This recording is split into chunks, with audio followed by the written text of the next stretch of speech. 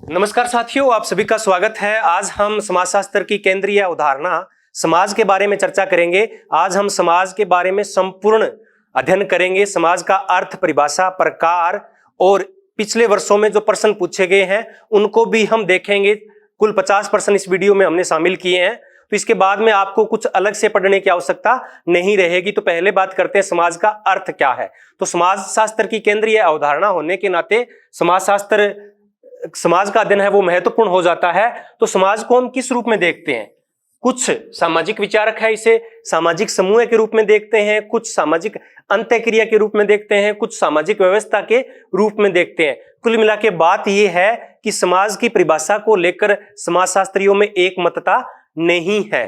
फिर भी अगर हम सामान्य तौर पे देखें तो समाज क्या है? सामाजिक संबंधों की व्यवस्था है। समाज क्या है? सामाजिक संबंधों की व्यवस्था है। उस व्यवस्था में समूह भी आ जाते हैं, अंतःक्रिया भी आ जाते हैं, संबंध भी आ जाते हैं। सबसे पहले अरस्तु ने कहा था कि मनुष्य एक सामाजिक प्राणी है। मनुष्य एक सामाजिक प्राणी है। तो ये समाज के बारे में पहला एक प्रमाणिक कथन था। और अगर हम इसकी परिभाषा के तौर पे देखें तो समाज की सबसे जो प्रमाणिक परिभाषा मानी जाती है वो मैकआइवर और पेज की मानी जाती है। मैकआइवर और पेज ने अपनी पुस्तक सोसाइटी में द समाज में लिखा कि समाज क्या है? रीतियों, ये महत्वपूर्ण है, ये इसकी विशेषताएं भी साथ साथ बता रहे हैं। तो समाज क्या है? समाज रीतियों, कार्यविधियों, अधिकारों, पारस्परिक सहायता, अनेक समूहों के साथ साथ उनमें क्या महत्वपूर्ण हो जाता है? व्यवहारों का नियंत्रण करने वाली व्यवस्था और उसमें स्वतंत्रता भी शामिल है। तो ये कुल 6 विशेषताएं मैकआइवर ने अपनी परिभाषा में शामिल की है।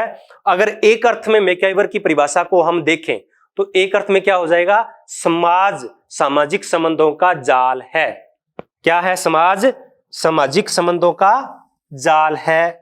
एक कथन में अगर हम मैकआइवर की परिभाषा को रखें तो अगर पार्सन्स की परिभाषा को देखें तो पार्सन्स के अनुसार समाज क्या है? पारस्परिक संबंधों की जटिलता है।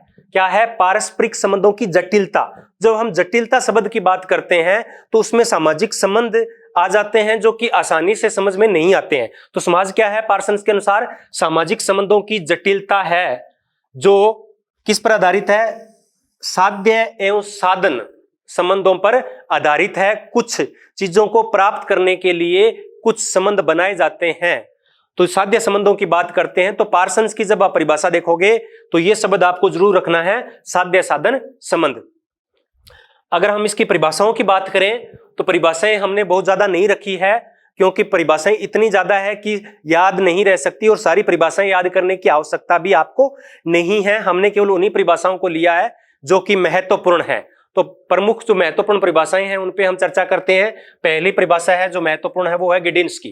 किसकी है? गिडिन्स। गिडिन्स क्या कहते हैं कि समाज स्वयं एक संघ है।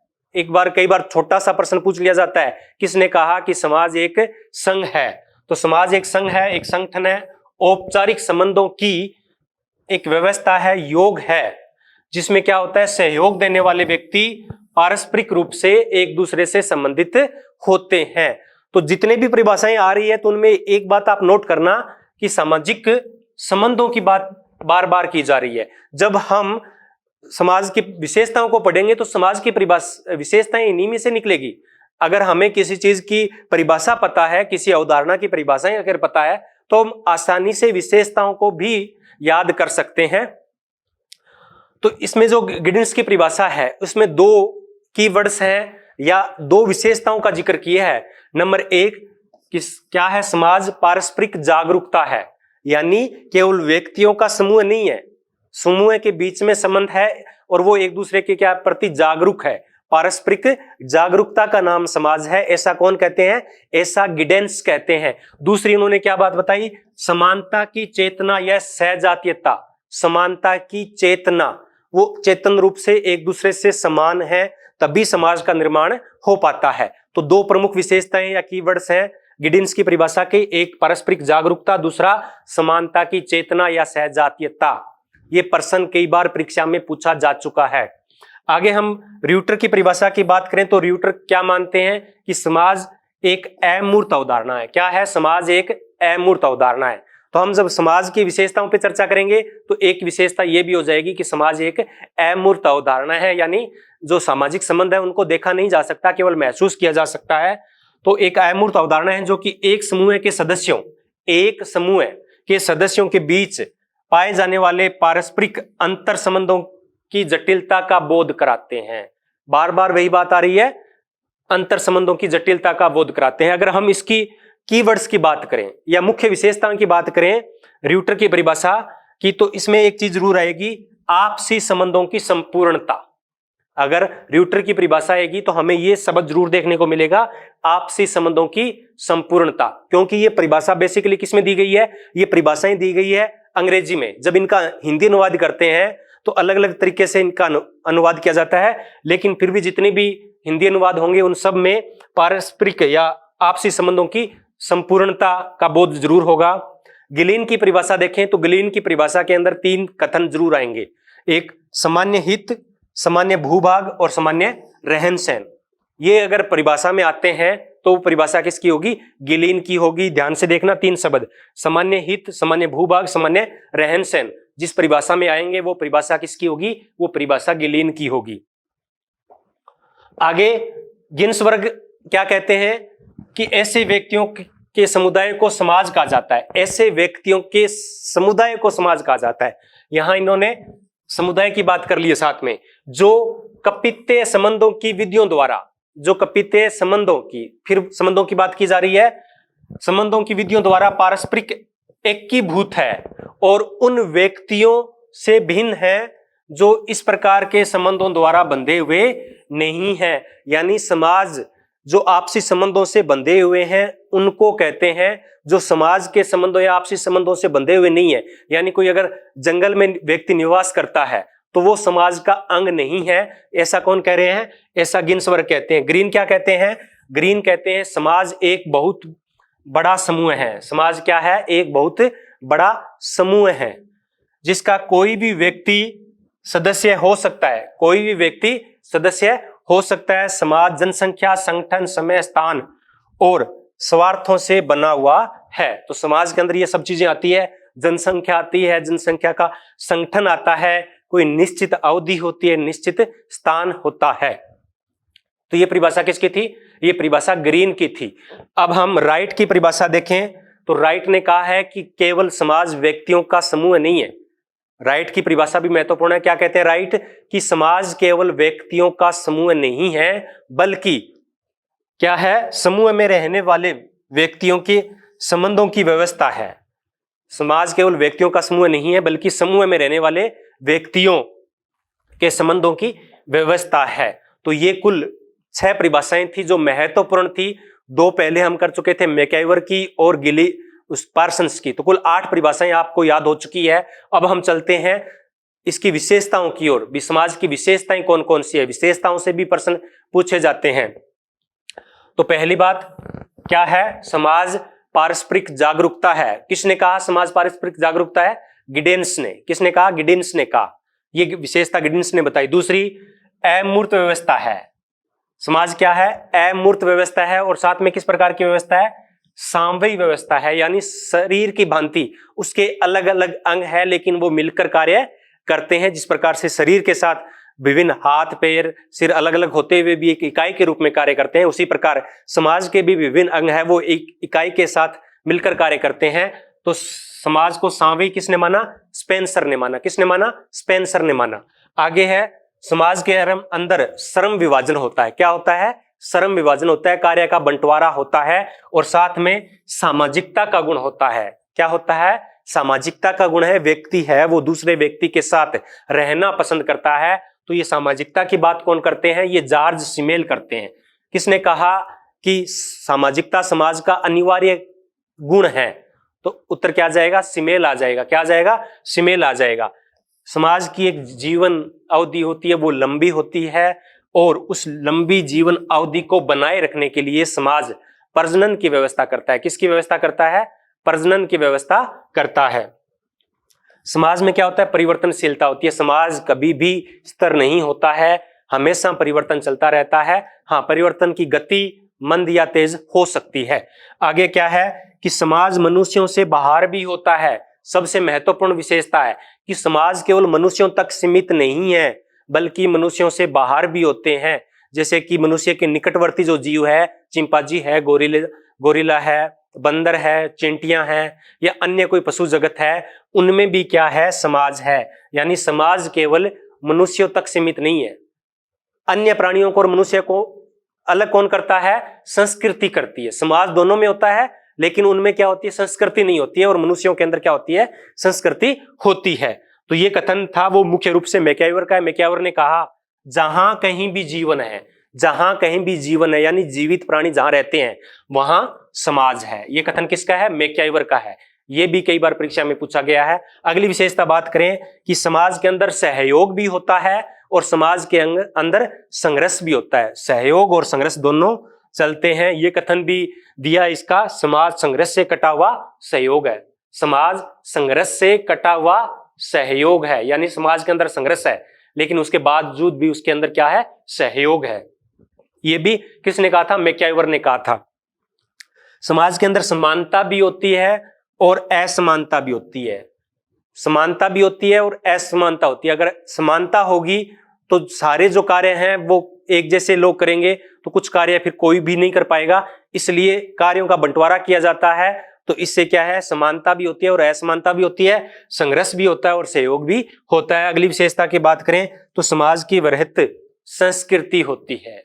मानव समाज की वृहत संस्कृति होती है। यहाँ पशु समाज की बात नहीं की जा रही है। और समाज का निश्चित कोई ना कोई भौगोलिक क्षेत्र होता है। क्या होता है? निश्चित भौगोलिक क्षेत्र होता है। लेकिन जैसे ही भौगोलिक क्षेत्र की बात आ जाती है तो वो समाज ना रहकर वो क्या बन जाता है? वो एक समाज बन जाता है। क्या बन जाता है? वो एक समाज। एक समाज और समाज में मुख्य अंतर क्या है? वो भौगोलिक क्षेत्र का है। आगे हम चर्चा करेंगे कि एक समाज और समाज में क्या अंतर है। तो बात करते हैं समाज के तत्वों के बारे में। किसके बारे में? समाज के तत्वों के बारे में। समाज के प्रमुख तत्व कौन कौन से हैं? तो जॉनसन ने, किसने? जॉनसन ने समाज के 4 तत्व बताए। कितने तत्व बताए? 4 तत्व। किसने बताए? जॉनसन ने बताए। क्या क्या बताए? निश्चित क्षेत्र होता है, जहां कहीं ना निवास करेगा व्यक्ति, जहां निवास करते हैं वो निश्चित क्षेत्र हो गया। प्रजनन होता है, समाज को बनाए रखने के लिए प्रजनन की व्यवस्था की जाती है। विस्तृत संस्कृति होती है और स्वतंत्रता होती है। समाज अपने सदस्यों को स्वतंत्रता प्रदान करता है। कुछ बंदिशें रखता है लेकिन वो बंदिशें स्वतंत्रता के अधीन आती है। डेविस के अनुसार समाज के प्रमुख तत्व कौन से हैं? तो डेविस ने भी 4 तत्व बताए थे समाज के। कौन कौन से? जनसंख्या का प्रतिपालन, यानी जनसंख्या का पालन पोषण, भरण पोषण। दूसरा कार्य विभाजन यानी श्रम विभाजन।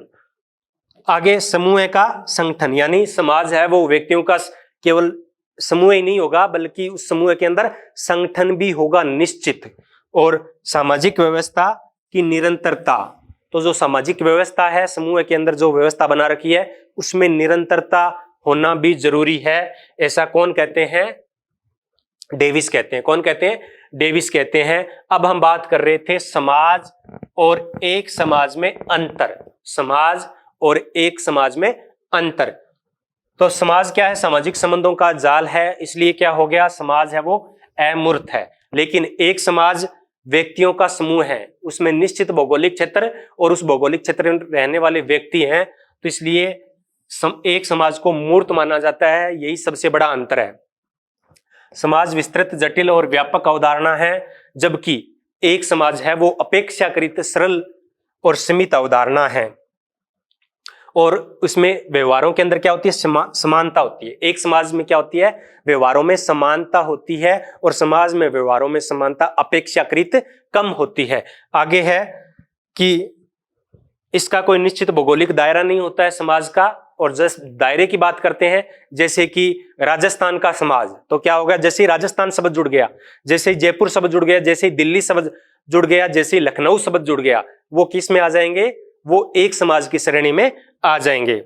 और समाज के अंदर बहुत सारे एक समाज हो सकते हैं, यानी एक समाज जैसे हम बात करेंगे तो एक समाज के अंदर बहुत सारे समाज हो सकते हैं। अब आगे है समाजों का वर्गीकरण। समाज कितने प्रकार के होते हैं? तो सामाजिक समाजों का जो वर्गीकरण किया गया है वो किस आधार पे किया गया है? वो ऐतिहासिकता के आधार पे किया गया है। किसके आधार पे किया गया है?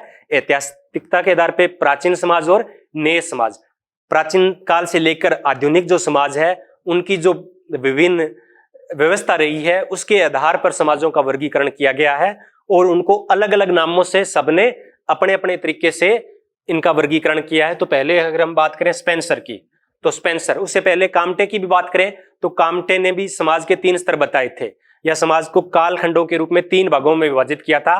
कौन से? पहले धार्मिक, दूसरा तात्विक और तीसरा प्रत्यक्षवादी। तीसरा कौन सा? प्रत्यक्षवादी या वैज्ञानिक समाज। इसी प्रकार से स्पेंसर और दुर्खिम ने भी इस कालखंडों को विभाजित करते हुए कुल 4 प्रकार के समाज बताए हैं। तो स्पेंसर का कौन सा है? सरल समाज, मिश्रित समाज। तो ये ऐतिहासिकता के आधार पे है। जो प्रारंभिक समाज था वो बिल्कुल सरल समाज था। क्या था? बिल्कुल सरल समाज था। और इमाइल दुर्खिम ने भी पहला अपना जो वर्गीकरण दिया है उसमें भी क्या रखा है उन्होंने? सरल समाज दिया है। उसमें विवाह, परिवार, नातेदारी इस प्रकार की सुव्यवस्थित व्यवस्था नहीं थी। जैसे ही वो व्यवस्था उत्पन्न होने लगी तो उसको स्पेंसर ने क्या कहा? मिश्रित समाज। और दुर्खिम ने क्या कह दिया? सरल बहुखंडीय समाज। यानी पहला समाज था वो सरल था, लेकिन क्या था? उसमें खंडीय नहीं थे, अलग अलग समूह नहीं थे, एक ही समूह थे। लेकिन जब जनसंख्या में वृद्धि हुई और सामाजिक जटिलता में वृद्धि हुई तब क्या है कि उनके अलग अलग खंड में विभाजित हो गई। लिंग के आधार पे, आयु के आधार पे उनमें विभाजन होना शुरू हो गया। तो इसे स्पेंसर ने तो कहा है मिश्रित समाज और दुर्खिम ने क्या कहा? इसे सरल बहुखंडीय समाज। आगे है दोहरे मिश्रित समाज और इन्होंने कहा है कि सरल मिश्रित बहुखंडीय समाज। तो सरल भी हो गए, साथ में क्या जोड़ दिया? मिश्रित जोड़ दिया। मिश्रण होता गया। पहले जो था बिल्कुल आसान था, उसके बाद में चारागाह से निकल के वो पशुपालन तक आ गए, कृषि व्यवस्था तक आ गए और बाद में धीरे धीरे जटिलता बढ़ती गई। तो इन्होंने समाजों का वर्गीकरण भी आगे वो बढ़ाते गए। और इसने स्पेंसर ने इन्होंने क्या कहा है? तिहरे मिश्रित समाज और दोहरे सरल मिश्रित बहुखंडीय समाज। तो ये स्पेंसर का और दुर्खिम का समाजों का वर्गीकरण है। तो ये थोड़ा सा आप ध्यान से देख लें कि दोनों में अंतर क्या है। लेकिन इन दोनों अंतरों से भी महत्वपूर्ण अंतर है वो किसका है? कि स्पेंसर ने समाज को मुख्य रूप से 2 भागों में विभाजित किया। कितने भागों में किया? 2 भागों में। अगर हम इनको चारों को अगर 2 भागों में विभाजित करना हो तो क्या कहेंगे? पहला उन्होंने नाम दिया है शिकारी या युयुत्सु या ये सैनिक समाज। क्या कहा है? सैनिक समाज का है पहले को। और उसके बाद में सैनिक समाज है वो किस में बदल गया? वो औद्योगिक समाज में बदल गया। किस में बदल गया? औद्योगिक समाज में बदल गया। इनमें अंतर क्या है? ये सरल समाज हो गया, ये जटिल समाज हो गया, ये शिकारी समाज हो गया, ये औद्योगिक समाज हो गया। तो इसमें क्या होता है कि शिकारी जो समाज होता है या जो सरल समाज होता है या जो सैनिक समाज होता है उसमें अनिवार्य सहयोग होता है। सहयोग लेना अनिवार्य होता है। सहयोग के बगैर शिकार नहीं किया जा सकता, सहयोग के बगैर युद्ध नहीं जीते जा सकते।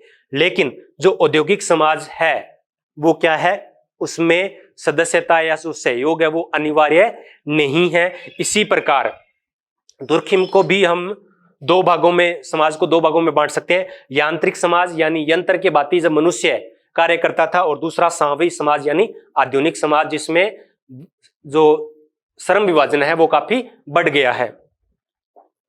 आगे हम बात करें और विभाजन की तो कार्ल मार्क्स ने समाजों को 5 भागों में विभाजित किया है। कितने भागों में विभाजित किया है? 5 भागों में विभाजित किया है। पहला है आदिम समाज। क्या है?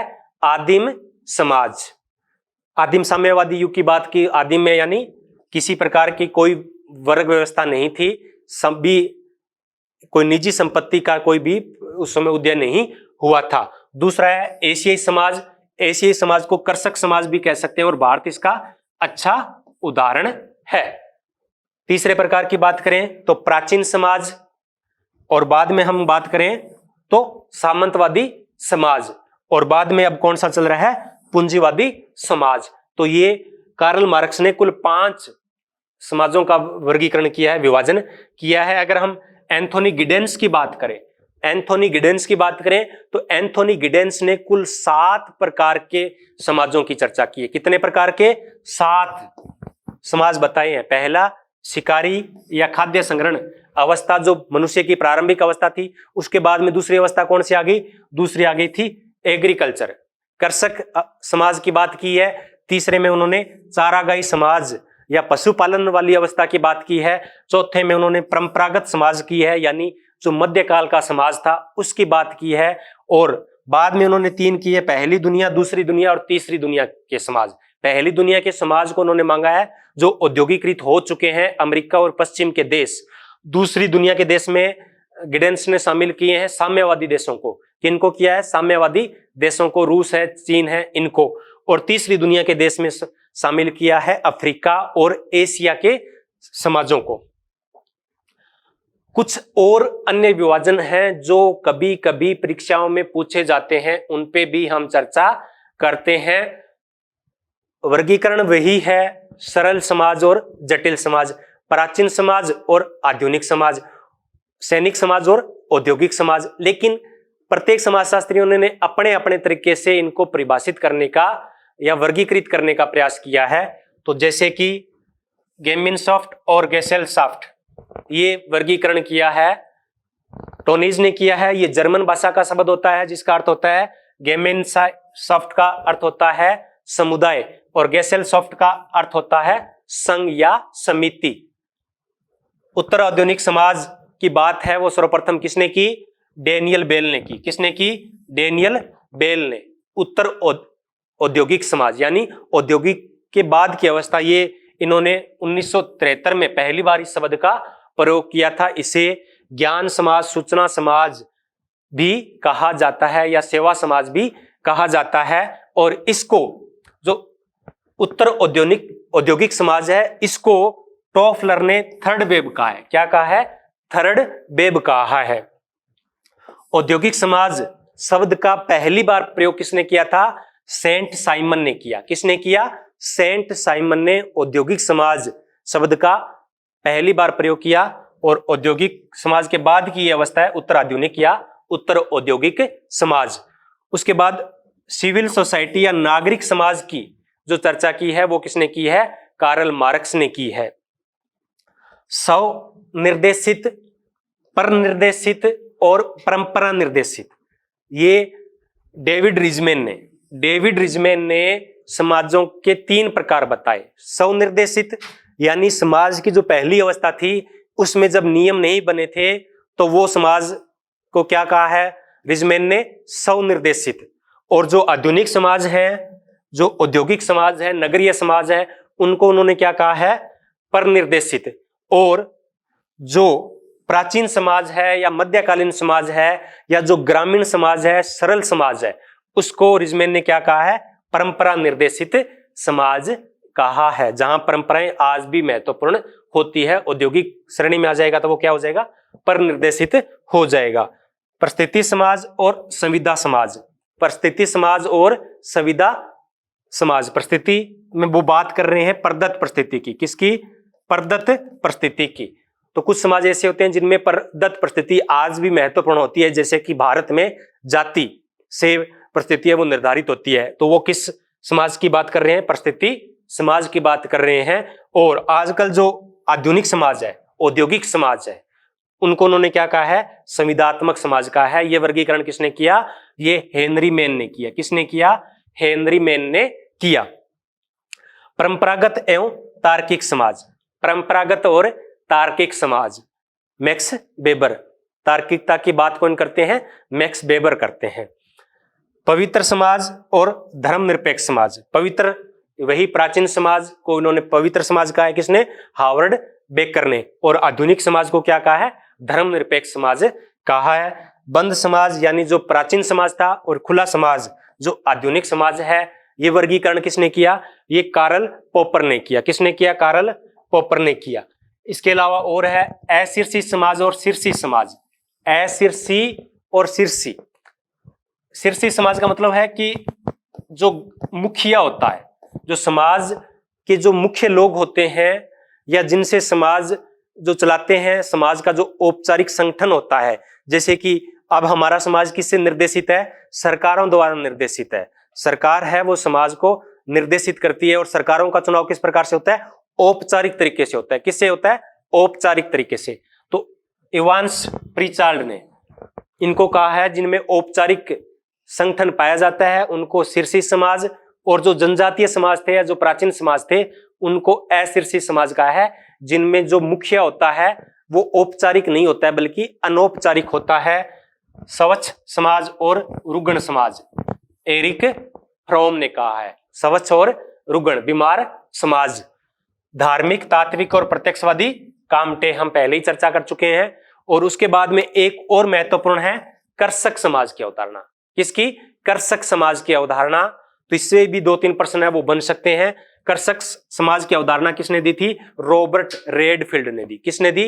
रॉबर्ट रेडफील्ड ने दी। मेक्सिको में इन्होंने अध्ययन किया था, गांव का नाम था टोपोलजोन। टोपोलजोन गांव का अध्ययन था।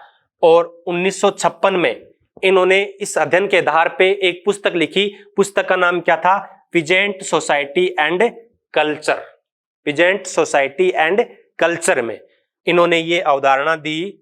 और इस अवधारणा में उन्होंने किसान और कृषक में अंतर भी किया है। क्या है? जो किसान व्यापार करने के लिए अतिरिक्त उत्पादन करते हैं तो उसको किसान कहा है, और जो खुद के लिए उत्पादन करता है उसे कृषक कहा है। और साथ में इसे अपशिष्ट समाज भी कहा है। कृषक समाज को क्या कहा? अपशिष्ट। अपशिष्ट क्यों कहा? उन्होंने कहा कि जो जनजातीय समाज नहीं है, जो जनजातीय समाज नहीं है वो क्या है? कृषक समाज है। और भारत, इस गांव के अध्ययन के आधार पे भारत में जो अध्ययन किया था वो आंद्रे बितेई ने किया था। आंद्रे बितेई ने किया था। अब हम इनके बारे में वर्गीकरण पढ़ चुके हैं। अब हम समाज टॉपिक से जितने भी प्रश्न बनते हैं उन सब पर चर्चा करेंगे। तो अब हम चर्चा करते हैं समाज टॉपिक से जितने भी प्रश्न बनते हैं उन सब पर।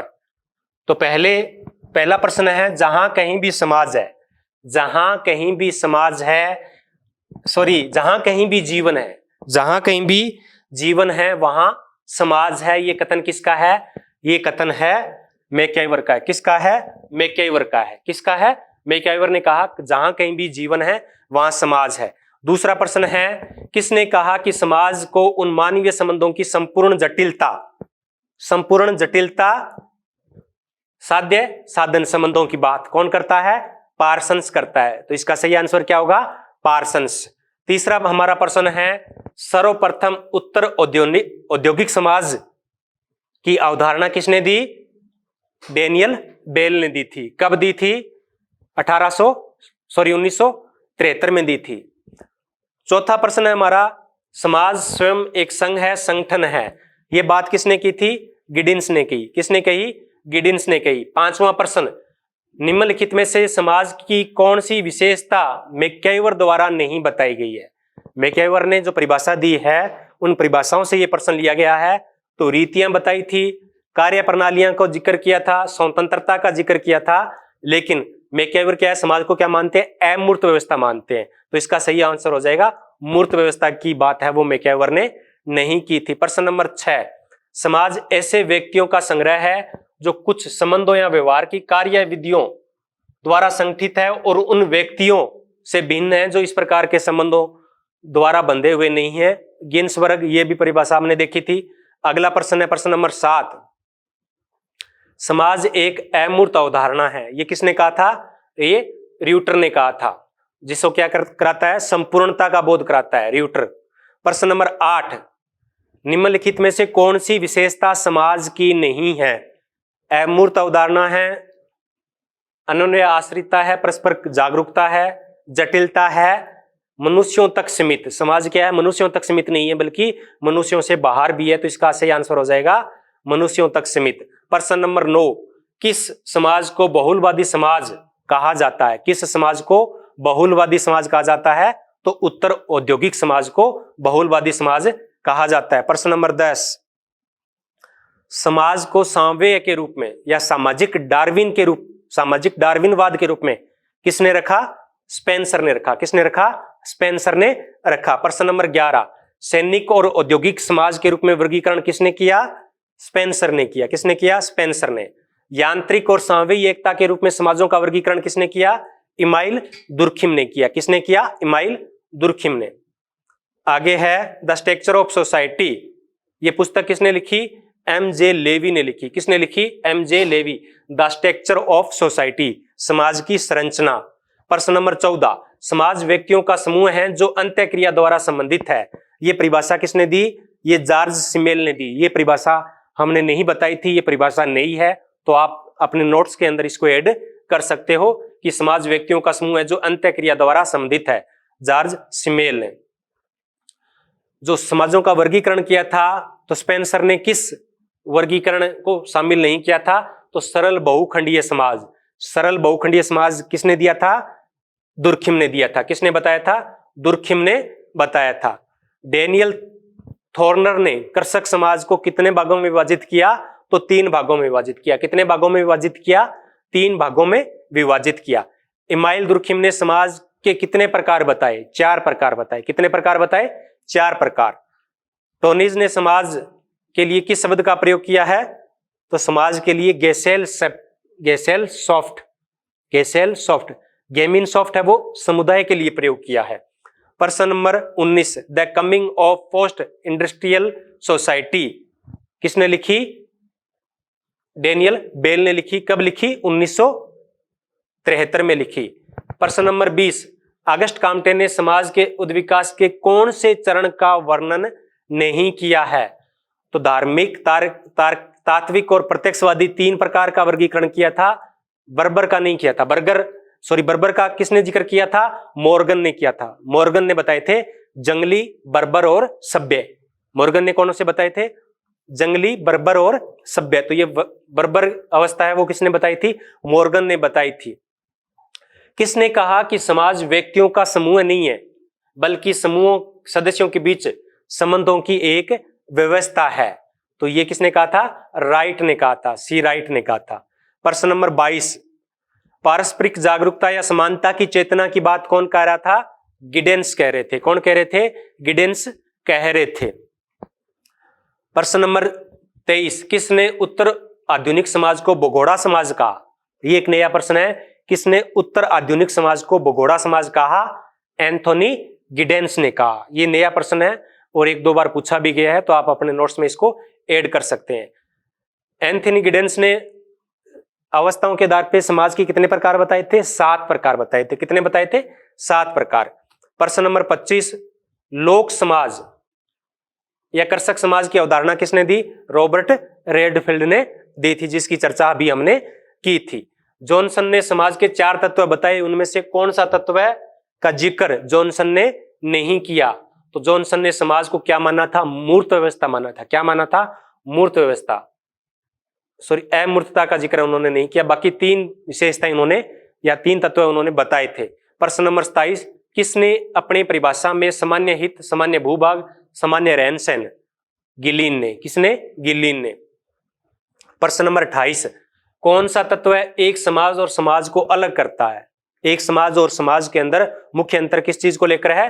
भौगोलिक क्षेत्र को लेकर है। किसको लेकर है? भौगोलिक क्षेत्र को लेकर है। 29 नंबर, एंथोनी गिडेंस ने किस महाद्वीप के देश समाजों को तीसरी दुनिया के समाज कहा था? तो अफ्रीका और एशिया को। एशियाई समाज का प्रयोग किसने किया था? कार्ल मार्क्स ने किया था। किसने किया था? कार्ल मार्क्स ने किया था। राज्य द्वारा नियंत्रित समाज को एंथोनी गिडेंस ने क्या कहा था? राज्य द्वारा निर्देशित, यानी साम्यवादी जो समाज है, साम्यवादी जो देश है, दूसरी दुनिया के जो देश है, वो किससे द्वारा है? राज्य द्वारा निर्देशित है। प्रश्न नंबर 32, किंग्सले डेविस के अनुसार निम्नलिखित में कौन सी या कौन सा तत्व है वो समाज का नहीं है? किसके अनुसार? किंग्सले डेविस के अनुसार। निश्चित भौगोलिक क्षेत्र की बात है, वो किंग्सले डेविस ने नहीं की थी। आगे, समाज मनुष्यों के एक समूह का नाम नहीं है, बल्कि एक ऐसी जटिल तंत्र का नाम है या क्रियाओं का प्रतिमान है जो मनुष्य के बीच उत्पन्न होते हैं। ये किसने कहा था? ये लेपियर ने कहा था। ये परिभाषा नई है, तो आप इसको भी नोट कर सकते हैं। प्रश्न नंबर 34, ह्यूमन सोसाइटी, मानव समाज, पुस्तक किसने लिखी? किंग्सले डेविस ने लिखी। द सोसाइटी पुस्तक किसने लिखी? मैकआइवर ने लिखी। किसने लिखी? मैकआइवर ने लिखी द सोसाइटी। प्रश्न नंबर 36, समाज एक बहुत बड़ा समूह है जिसका कोई भी एक व्यक्ति सदस्य हो सकता है। समाज जनसंख्या, संगठन, समय, स्थान और स्वार्थों से बना होता है। ये परिभाषा किसने दी? ग्रीन ने दी। किसने दी? ग्रीन ने दी। आगे है समाज सामाजिक संबंधों का जाल है। किसने कहा? मैकआइवर ने कहा। किसने कहा? मैकआइवर ने कहा। लोक समाज से संबंधित कौन सी विशेषता सही है? तो लोक समाज की 4 विशेषताओं का वर्णन किया है रॉबर्ट रेडफील्ड ने। कौन कौन सी? लघुता, समरूपता, रूढ़िवादिता और विषमता। सॉरी 4 का किया है। तो इसमें से कौन सी विशेषता उन्होंने नहीं बताई थी? लघुता बताई थी, समरूपता बताई थी, लेकिन विषमता का जिक्र नहीं किया था। तो इसमें का आंसर क्या होगा? नंबर 1 और 2 विशेषता है वो रेडफील्ड ने बताई थी। प्रश्न नंबर 39, सूचना एवं संचार के क्षेत्र में नई तकनीकों में उन्नति अधिक वैश्वीकरण की ओर इशारा करती है। यह किस का भविष्य है या किस समाज की बात कर रहा है ये कथन? तो ये उत्तर औद्योगिक समाज की बात कर रहा है।